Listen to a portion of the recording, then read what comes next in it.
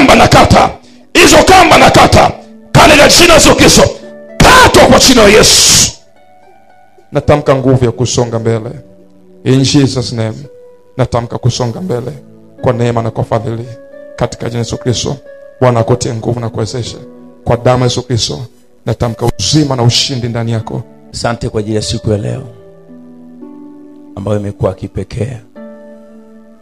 Asante Bwana kwa neno hili ambalo mtumishi wako ametupa, ikiwa ni mwanzo wa semina hii. Bwana, nitie nguvu ili niweze kuwepo mpaka mwisho wa semina hii, ili Bwana ulichokusudia nikifahamu, ulichokusudia nijifunze, ulichokusudia Bwana nikipate nikakipate. Kila roho zinazozuia ili mimi nisiweze kufika nyumbani mwa Bwana na kujifunza hazina mamlaka katika jina la Yesu Kristo nimeomba. Amen. Pigie Bwana Yesu makofi ya furaha hapo. Ongeza tena makofi. Chukua kiti ukae. Kaa hapo.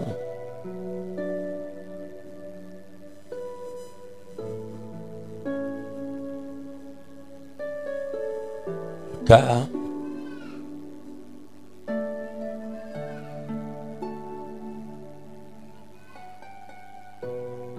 Kaa hapo.